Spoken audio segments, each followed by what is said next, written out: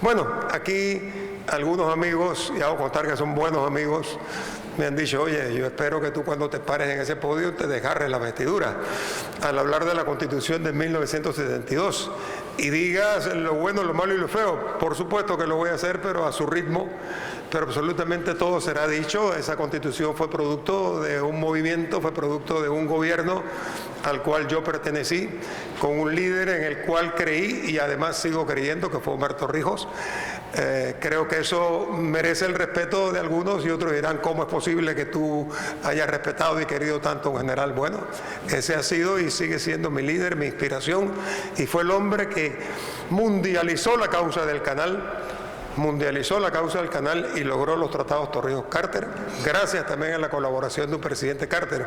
Y de allí, apenas ratificados los tratados en abril de 1978, se abrió la compuerta, es decir, la puerta democrática, y comenzaron a hacerse no solamente una serie de cambios en el país, sino cambios a la propia Constitución. Eso se malogró por la muerte de Omar Torrijos. Yo fui una especie de presidente de transición entre el 78 y supuestamente el 84, cuando veían entonces todos los partidos políticos que habían sido ya rehabilitados en el 78, vendría la elección universal y directa, pero se malogró por su muerte, porque una de las ilusiones de Omar, y se los digo con absoluta franqueza, es que él necesitaba cambiar el Estado Mayor. Y lo que no pudo prever fue su muerte, porque si hubiera cambiado el Estado Mayor y hubiera puesto oficiales jóvenes que no habían probado el sabor o la hiel de la política, otra cosa distinta hubiera pasado. Porque cuando quedó Flores, en quien Torrijos confiaba, Flores me dijo a mí, mire presidente, yo solamente en política no me voy a meter en nada, solamente le voy a pedir unas manillas, unos guantes de boxeo, porque usted sabe que yo tengo los muchachos del Zorrillo, los muchachos del Granillo, y que yo les colaboro en temas deportivos. Pero los otros miembros del Estado Mayor no consintieron eso, y a los 3 meses lo hicieron saltar con la primera renuncia, después vino la mía, primera renuncia, y entonces ellos se presentaron en la presidencia diciendo, aquí está el escalafón. Yo soy, dijo Paredes, yo soy ahora el que soy comandante de la Guardia Nacional, todavía no se había cambiado el nombre, y luego vendrá Noriega y luego vendrá el otro, etcétera, y establecer su escalafón, porque en la Constitución el presidente no era realmente el jefe de la Guardia Nacional, eso después lo voy a mencionar. Ellos tenían entonces su propia ley, tenían su propio escalafón, ellos hacían sus nombramientos, los determinaban entre sí. Y un presidente no tenía que ver prácticamente con nada, nada más hacía los nombramientos oficialmente. El 13, después de este pequeño preámbulo, que debió haber sido mucho más extenso, el 11 de octubre del 68 se produjo un golpe de Estado contra el presidente Arnulfo Arias Madrid. 3 años más tarde, el 11 de octubre de 1971, la Junta Provisional de Gobierno emitió el decreto de gabinete número 214, mediante el cual se creó una comisión de reformas revolucionarias, así se llamó, a la Constitución Nacional de 1946. La misma fue presidida por Marcelino Jaén, abogado que 2 años antes había preparado el proyecto de Código Judicial junto al jurista Jorge Fábrega Ponce. La vicepresidenta de la comisión fue Reina Torres de Araúz, antropóloga y profesora de la Universidad de Panamá. Actuó como secretario general Carlos Calzadilla, exdirigente del Frente Patriótico de la Juventud. El resto de la comisión de 25 miembros fueron los siguientes: Julio César Acosta, líder sindical de las bananeras de Puerto Armuelles; Adolfo Ahumada, abogado y exdirigente estudiantil universitario; Joaquín Beleño C., escritor, autor de Luna Verde, Gamboa, Rotgán y Curundú, novelas sobre los panameños y la zona del canal; Elpidio Brose Vergara, ganadero de la provincia de Los Santos; Augusto Samuel Boyd, empresario; Eduardo de la Guardia, empresario y banquero; Moisés Espino, médico; José Franco Herrera, poeta y novelista, autor de la obra Panamá Defendida, que todos conocemos; Ismael García Stevenson, profesor de la universidad, exrector del Instituto Nacional cuando yo fui estudiante allí, miembro de la Academia de la Lengua; Huache Giró, educador; Lorenzo Guerrero, sindicalista; Rodrigo González Jované, Rory, empresario; Arturo de Melo, el de los pollos, empresario; Rafael Murgas, educador; Miguel Ángel Picaramí, sociólogo; Roberto Pollo Araúz, empresario y banquero colonense; Humberto Reynolds, ingeniero; Ricardo Alonso Rodríguez, abogado; Jaime Arroquever, ingeniero; Aristides Rollo Sánchez, abogado y profesor en la universidad; Aura Lesquurde Russo, profesora universitaria; Luisa Segura, militar; y Ramón Cieiro, licenciado en agronomía.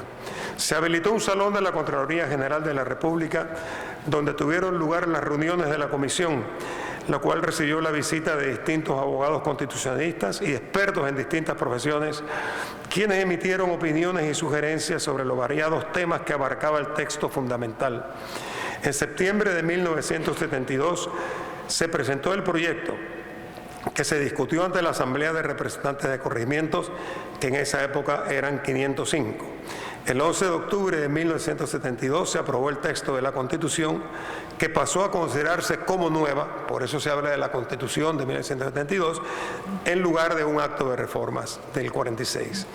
Para hacer un juicio de valor sobre esta Constitución, es preciso señalar que la misma fue el resultado de la conducción política de la época, la cual consideraba que eran necesarios cambios que transformasen la conducta de la clase política que durante 65 años había dirigido el país. Los militares estimaron que había que poner coto a los fraudes electorales, al tradicional control del poder político por parte de un grupo de clanes familiares, y por ello decidieron que un grupo variado de personas no vinculadas con gobiernos anteriores, salvo un par de excepciones, integrasen la comisión. Para aprobarlas, decidieron que una nueva estructura, la Asamblea Nacional de Representantes de Corregimientos, la célula más pequeña pero más cercana a los problemas de las comunidades, fuese la que discutiese y aprobase la nueva Constitución. Al término de uno de los periodos más intensos e importantes de nuestra historia, cual fue el de las negociaciones de los tratados Torrijos-Carter, en las que Panamá obtuvo el apoyo no solamente del mundo, sino de una mayoría del pueblo panameño, que así se expresó en el plebiscito previsto en el artículo transitorio 275 de la Constitución de 1972, Omar Torrijos inició en 1978 lo que se ha denominado como apertura democrática y se promovieron cambios constitucionales en 1978-1983 dentro del periodo torrijista. Después vendrían un par más. Bien, veamos en primer lugar los cambios que podrían considerarse fundamentales en la Constitución de 1972. El primer cambio que salta a la vista aparece en el artículo 4 de la nueva Constitución, el mismo número del artículo que reformaba. Además de expresar que la República de Panamá acata las normas del derecho internacional, se añade que no lesionen el interés nacional. Esta innovación, introducida por razones de protección del país, ha sido a su vez eliminada y actualmente el texto reza como el de 1946, es decir, sin el condicionamiento de que no lesiones el interés nacional. Como ves, Pico, yo te estoy haciendo una pequeña partecita de lo que te va a tocar decir. El artículo 13 de la Constitución de 1946, sobre adquisición de la nacionalidad panameña por los colombianos que hubiesen tomado parte en la independencia y declarasen su voluntad de serlo, fue reformado por el artículo 11 de la Constitución de 1972, para que los nacidos en el extranjero, adoptados antes de cumplir 7 años de edad por nacionales panameños, pudiesen ser considerados panameños sin necesidad de carta de naturaleza, siempre que estableciesen su domicilio en Panamá y decidiesen acogerse a la nacionalidad panameña a más tardar 1 año después de su mayoría de edad. Este artículo fue reformado eliminándole la necesidad de establecer domicilio en nuestro país, pues ahora basta que la adopción se inscriba en el registro civil panameño. El artículo 13 de la Constitución de 1972 expresa que la nacionalidad panameña de origen o adquirida por el nacimiento no se pierde, pero la renuncia expresa o tácita de ella suspenderá la ciudadanía. Esta disposición se adoptó, entre otras razones, porque nos habíamos dado cuenta que algunas panameñas se casaban con norteamericanos y al hacerlo adoptaban la nacionalidad de sus esposos. Cuando algunas se divorciaban y regresaban a Panamá, habían perdido la nacionalidad panameña. Esta disposición permanece en la actualidad. En el título tercero dedicado a los derechos individuales y sociales, en el capítulo segundo dedicado a la familia, se acorta el periodo para el reconocimiento del matrimonio de hecho, estableciéndose que la unión, de hecho, durante 5 años con personas que estén en capacidad de contraer matrimonio, etcétera, surtirá todos los efectos del matrimonio civil en lugar de los 10 años que exigía la Constitución de 1946. Como preludio del Ministerio de Desarrollo Social, lo que hoy es el MIDES, podemos señalar el artículo 58 de la Constitución de 1972, al expresar que, entre comillas, el Estado creará un organismo de prevención y protección social para el fomento de la paternidad y maternidad responsable. El artículo 7.1 de la Constitución de 1972 expresa que se establece la capacitación sindical. Será impartido inclusivamente por el Estado y las organizaciones sindicales panameñas. Es el actual artículo 76 de la Constitución vigente. Por primera vez en una Constitución panameña, el artículo 74 de la de 1972 introduce el derecho a la estabilidad en el empleo al señalar en el artículo 69 que ningún trabajador podrá ser despedido sin justa causa y sin las formalidades que establezca la ley. Esta señalará las causas justas para el despido, sus excepciones especiales y la indemnización correspondiente. Es el artículo 74 de la actual Constitución que ha sido reproducido sin cambio alguno. Acá con los magistrados de la Corte Suprema tengo entendido, pero yo no la he visto, que hay una jurisprudencia de la Corte en la cual ante un cambio que se produjo, es decir, un despido que no se pudo demostrar que era justificado, no se protegió la estabilidad y se dijo que no era inconstitucional. Pero eso habría que revisarlo antes de poder dar una opinión. Vale la pena notar que el artículo 74 de la Constitución de 1972, repetido integralmente en el 79 del texto fundamental vigente, considera que los derechos y garantías establecidas en este capítulo serán considerados como mínimos a favor de los trabajadores. En el capítulo 4 del título 3, relativo a la cultura nacional, se estructuraron en la Constitución de 1972 las bases o fundamentos de lo que deberá ser algún día el Ministerio de Cultura, que ojalá sea creado algún día. Fueron dedicados a este tema 11 artículos, los mismos que reitera la actual Constitución. Un pequeño inciso, ministro, nosotros en este país, y no es el tema de discusión aquí hoy, podríamos y deberíamos crear un Ministerio de Cultura y que el argumento para no crearlo, que no sea ni la burocracia ni que sea el dinero, es la categoría que le va a dar a nuestro país, que así como hay una gran cantidad de países que tienen ministerios de cultura, Panamá tenga también Ministerio de Cultura. Lo mismo para el turismo, que al turismo por lo menos se le considera con categoría de ministro. No es el dinero, sino es lo que una entidad representativa como un ministerio podría lograr. Si bien el artículo 80 vigente elimina la discriminación de género establecida en el artículo 75 de la Constitución de 1946 y ahora lo amplía a todo ser humano, en el artículo que le sigue, el 81, prescribe que la cultura nacional está constituida por las manifestaciones artísticas, filosóficas y científicas producidas por el hombre en Panamá a través de las épocas, con lo cual, habiendo dado una de cal, da una de arena, porque descarta a las mujeres en el 81, habiendo incluido seres humanos en el anterior. En materia de educación se introdujo un capítulo dedicado a la misma, cuando en la de 1946 dicha materia formaba parte de la cultura nacional. Merece mencionarse como un cambio importante el artículo 88 de la Constitución de 1972, al considerar la educación como un servicio público que se impartirá por un sistema único en todo el territorio nacional. Como es obvio, los conceptos vertidos en este capítulo recogían pensamientos vertidos por los creadores de la reforma educativa, quienes veían como finalidad importante de la educación el fomento de una conciencia nacional en el estudiante. Esta frase no aparece en la actual Constitución. Sobre la enseñanza de la religión católica, los constituyentes de 1946 permitían que los estudiantes se sesionasen de esta materia, lo que luego en la actual Constitución requiere una solicitud de los padres o tutores. Me pareció mezquino, algo mezquino, el artículo 94 de la Constitución del 46, al expresar que la enseñanza de la historia patria y la educación cívica estarán siempre a cargo de educadores nacionales, lo cual se reitera en el artículo 100 de la Constitución vigente. Cuando Renato Sores, gran profesor de Derecho Mercantil, atildado escritor y miembro de la Academia Panameña de la Lengua años más tarde, había llegado a Panamá como exiliado español con motivo de la victoria de esa égira que fue la Guerra Civil Española, y con la victoria del franquismo, fue contratado en la Normal de Santiago recién creada para enseñar educación cívica. Estoy seguro que lo hizo muy bien, como también Ginés Sánchez Balibrea, que trabajó en la Normal en otras materias que impartió, más relacionadas con las matemáticas, y felizmente nos dejó como legado unas interesantes memorias de su vida. Ustedes toman, les voy a dar este ejemplo, tomemos un país, España.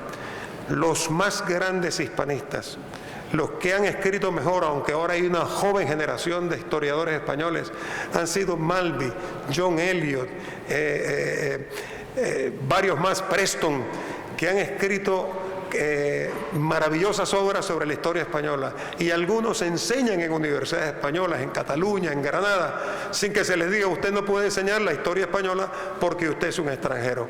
Enriquezcamos un poco el país y abrámonos, como se abrió Chile, a un venezolano como Andrés Bello.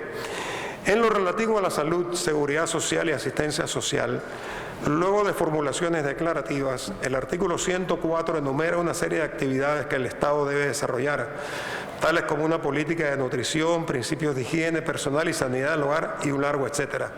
Algunas de estas disposiciones no se han cumplido, pues los proveedores particulares de alimentos hoy en día no preparan comidas diferentes según las enfermedades de los pacientes. El artículo 107 se refiere a la integración de los servicios de salud, lo que no comentaremos porque a lo largo de más de 40 años es un tema que aún los panameños no hemos logrado solucionar. La Constitución de 1946 no dedicó ningún capítulo al régimen ecológico, lo que sí aparece en la Constitución posterior. Régimen agrario. Si bien la Constitución de 1946 contenía disposiciones relativas a las colectividades campesinas e indígenas, la Constitución de 1972 dedica 7 artículos a esta materia. El primero señala que el Estado velará por una distribución racional del suelo, de modo que se asegure su uso más productivo y el derecho de todo agricultor a una existencia decorosa. Además, se establece en el artículo 117 la jurisdicción agraria, la cual todavía no se ha organizado, a pesar de que la Constitución actual reitera en el artículo 128 el mandato contenido en la excerta de 1972. El título quinto, el capítulo primero, trata de la ciudadanía, y la innovación consiste en que la mayoría de edad, como es sabido, a diferencia de ser adquirido a los 21 años, como exigía la Constitución del 46, ahora se logra a los 18 años. Respecto al sufragio, se reconoce que puede ser directo o indirecto, lo cual era lógico porque así se hicieron varias elecciones en la época, en la cual los electores votaban por representantes de corregimientos, quienes a su vez elegían al presidente de la República. La Constitución vigente luego del sufragio incluye un capítulo, el 9º, dedicado a la Defensoría del Pueblo, institución que no existía en el 72. El texto fundamental del 72, en el capítulo dedicado al Tribunal Electoral, contiene como innovación la Fiscalía Electoral como agencia independiente y coadyuvante de dicho tribunal. El título quinto de la Constitución trata del órgano legislativo, que se divide en 2 partes. En ese entonces, la Asamblea Nacional de Representantes de Corregimientos y el Consejo Nacional de Legislación. Fue novedosa esta introducción constitucional, ya que durante toda la vida republicana había existido un único órgano legislativo, la Asamblea Nacional. El fundamento de estas estructuras obedecía al concepto de que el corregimiento era la base política del Estado. Cuando Pisco Márquez les diga lo que les va a decir que todo esto absolutamente ha sido corregido, que se ha vuelto a la Asamblea de Diputados, que no existe el Consejo Nacional de Legislación. Las funciones ante la Asamblea se propuso el periodo de 3 años para los representantes, que todavía existen con otras funciones, pero esto lo modificaron ampliándolo a 6 años.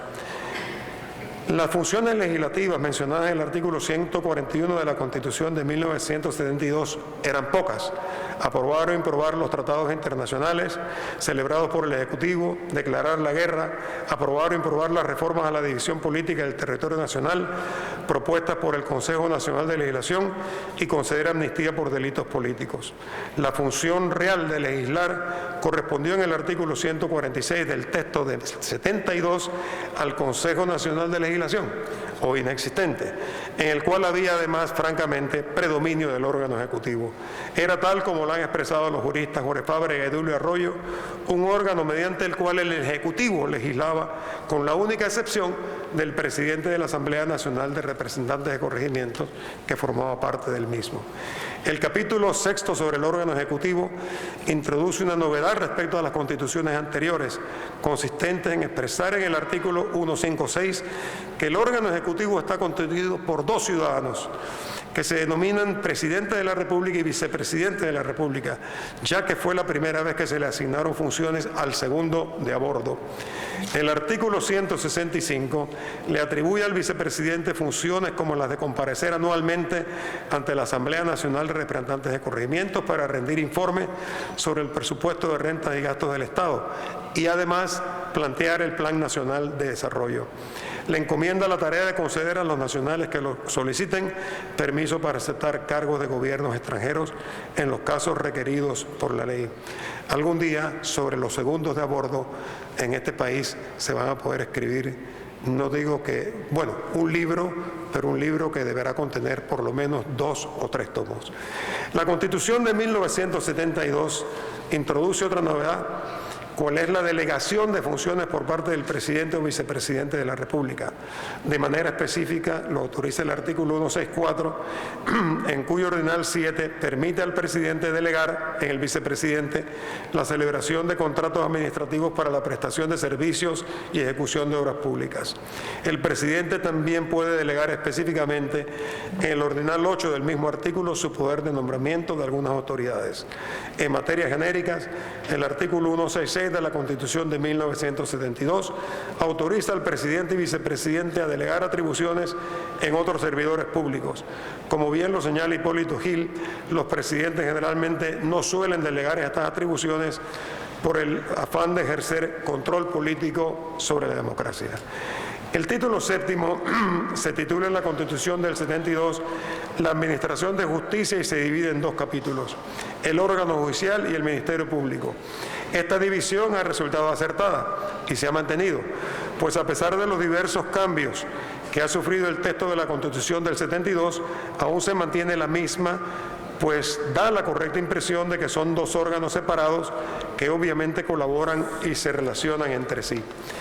En la Constitución del 72, el nombramiento de los magistrados de la Corte, del Procurador General de la Nación y del Procurador de la Administración y sus respectivos suplentes correspondía solamente al presidente de la República con la aprobación del Consejo de Gabinete. Esto se hace sin participación alguna del órgano legislativo, que actualmente sí participa para dar o no su aprobación. En cuanto al periodo para los magistrados, es de 10 años, según el artículo 185, y para el Procurador General de la Nación y el de la Administración se estableció un periodo de 6 años. Fue un cambio respecto a las constituciones anteriores, y hoy, como es sabido, el periodo es de 10 años para los funcionarios mencionados.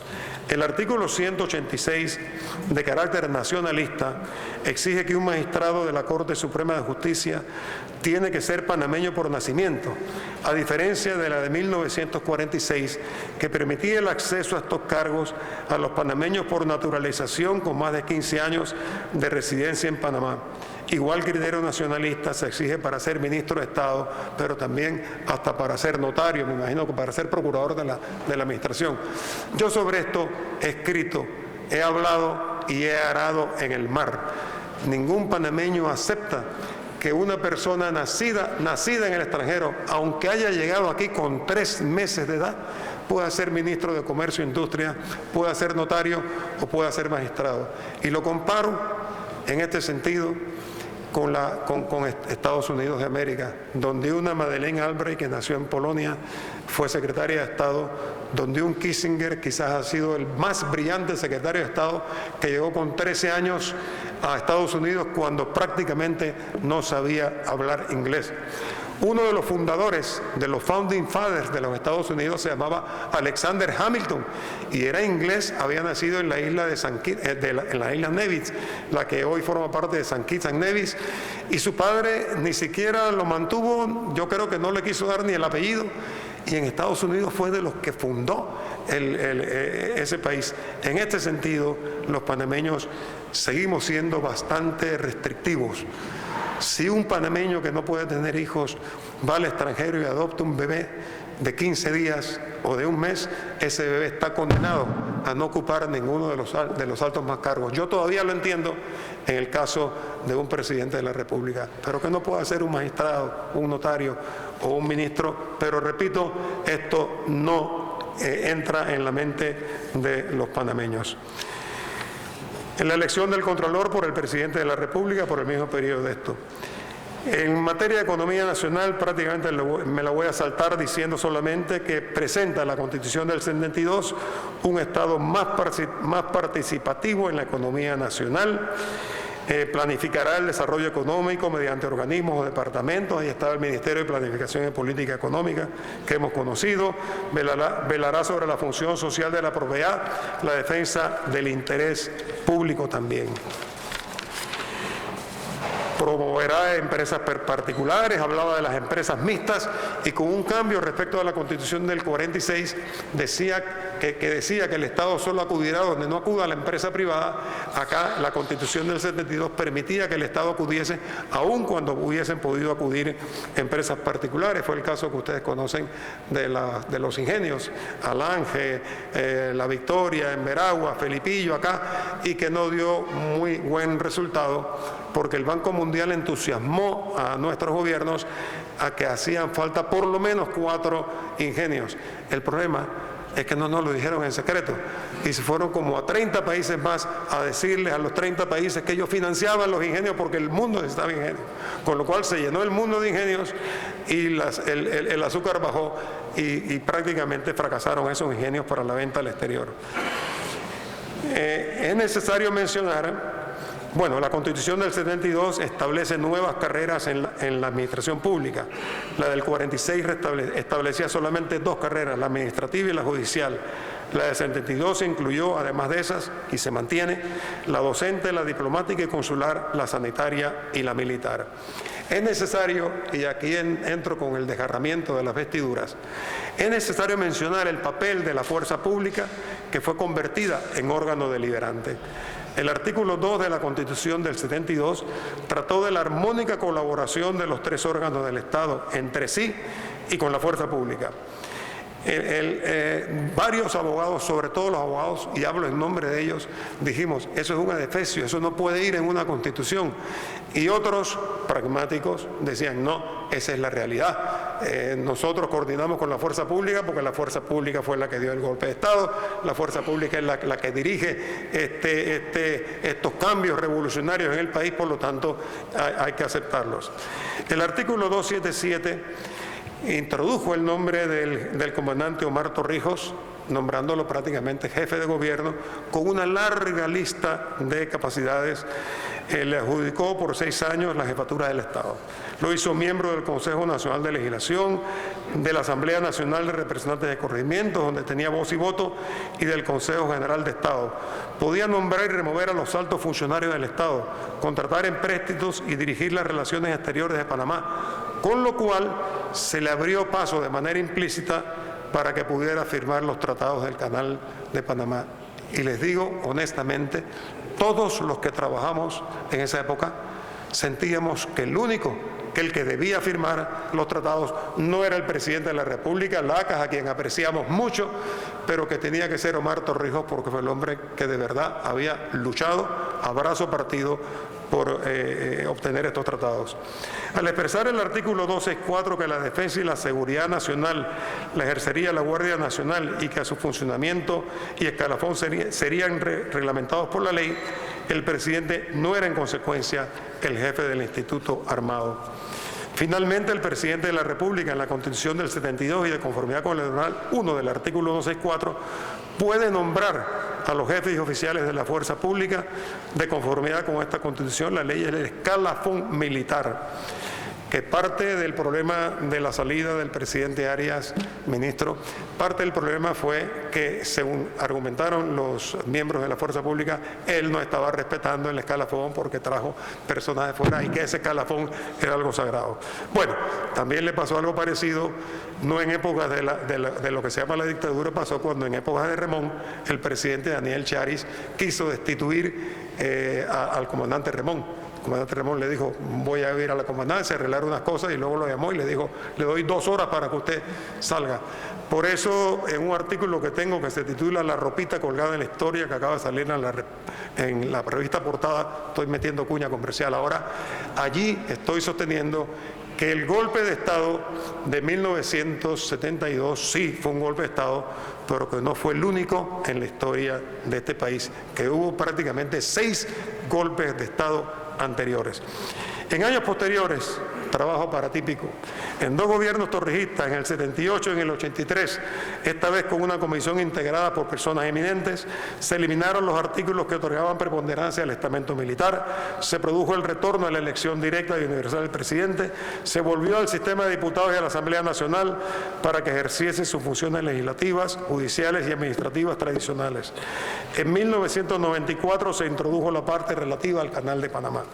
La Constitución, para finalizar, la Constitución de 1972, aunque reformada en 3 ocasiones, sigue vigente y respecto a un texto fundamental que ya ha cumplido 45 años, siendo la Constitución que más tiempo ha durado en la época republicana. Cabe esperar que nuestra Carta Magna sea reformada oportunamente para que recoja los pensamientos, tendencias y cambios que la nación considere necesarios. Si me permiten que haga una especie de predicción, aunque no soy Nostradamus, les digo que esa próxima Constitución, no sé cómo se va a hacer, originaria, paralela, no lo sé, pero va a ser bastante casuista. Va a ser bastante casuista porque allí estoy seguro que van a prohibir las cosas, es decir, cuáles son las cosas que no pueden hacer, las cosas que no pueden hacer los diputados y que están haciendo. Y va a tratar de reflejar todas aquellas anomalías que los panameños consideramos que se producen en la nación porque no hay una norma constitucional que vele por ellas. O sea que presiento que va a ser bastante casuista y que si la nuestra tuvo 277 artículos frente a los 256 de la del 46, esta tendrá a lo mejor un centenar más de artículos. Gracias por la paciencia.